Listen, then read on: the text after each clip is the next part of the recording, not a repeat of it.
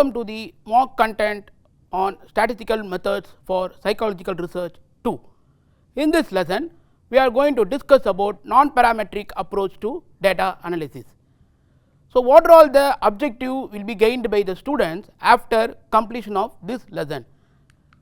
First one, after completion of this lesson, students will be able to understand what non-parametric tests are. They will be able to differentiate between non-parametric test and parametric test.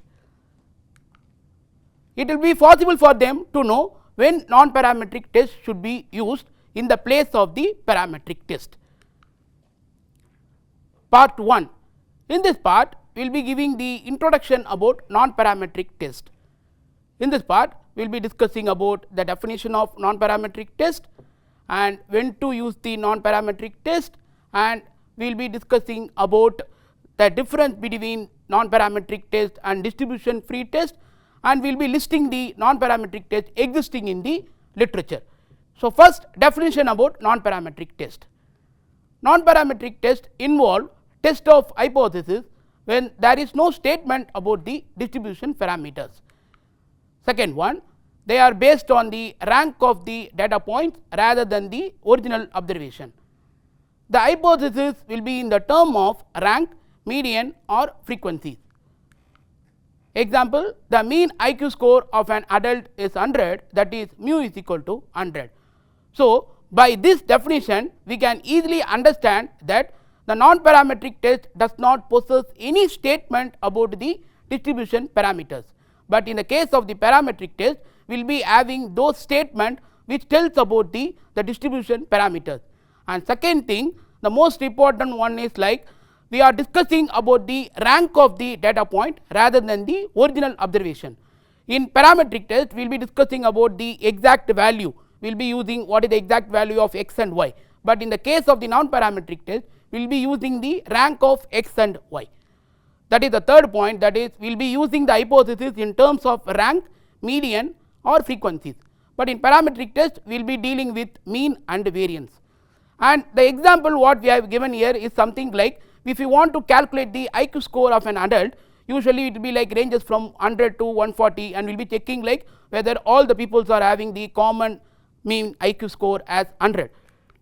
Next, we are going to discuss about when to use the non-parametric methods, that is non-parametric methods are appropriate under what condition. That is, the sample is a random sample, the data does not assume any known distribution function of the population, and the variables can be continuous, categorical.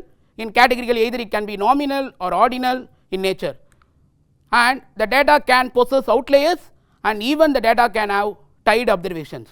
So, what is the first thing? Is this something like the usual assumption, that is the sample should be a random one, we should select a sample in a random way. And second one is something, the most important one, we do not have any kind of assumption related to the distribution function of the population. And third one is common to both non-parametric and parametric, the variables can be continuous, even can be categorical, in categorical also it can be nominal or ordinal. And the fourth one is the most advantage of using the non-parametric test, even if your data possesses outliers, even if your observations are tied, still you can use the non-parametric method, which is most used one and which will give the more precise result. Now, we can see about non-parametric test with distribution free test. They are also referred to as distribution free methods because they do not make any assumption about the shape of the population. Non-parametric test and distribution free test are collectively called as non-parametric methods. Urey 1967 suggested an alternative and more descriptive name called as assumption free test. So, from this we can easily understand there is no much difference between the distribution free and non-parametric test. As we discussed earlier, the non-parametric test deals about the assumption of distribution of the data, and distribution free is something like it talks about the shape of the distribution. So, almost together they give the same kind of meaning. So, only in 1967 Urey has suggested a more appropriate and a more descriptive name called as assumption free test.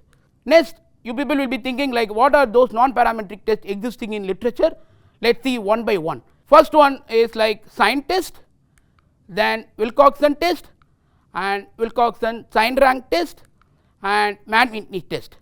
Sign test is nothing but it will be an alternative to the t test for one sample, and Wilcoxon test is nothing but the alternative to the independent sample t test.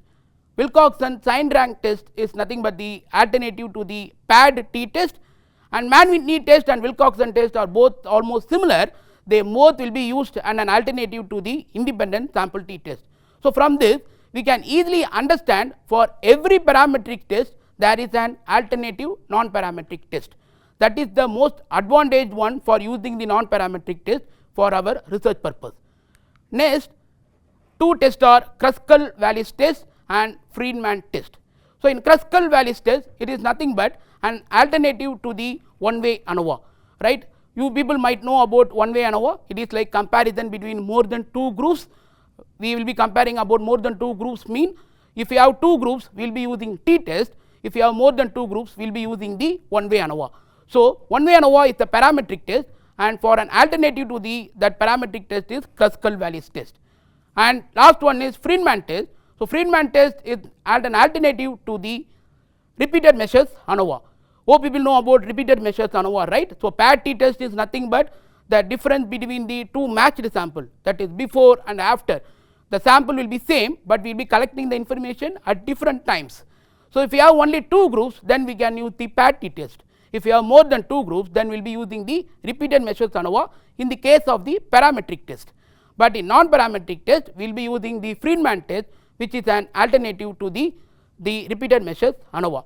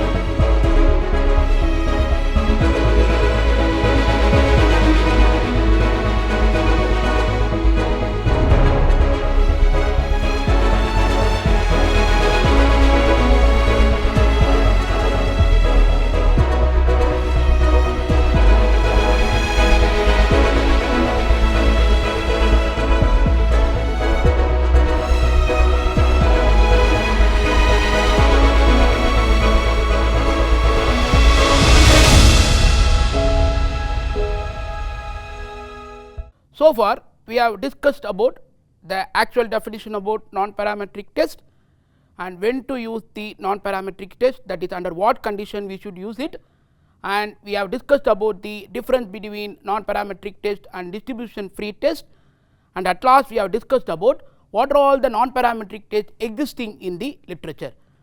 So, in the upcoming video we will be further continuing this part, and that we will be discussing about what is the actual difference between parametric test and non-parametric test. Thank you.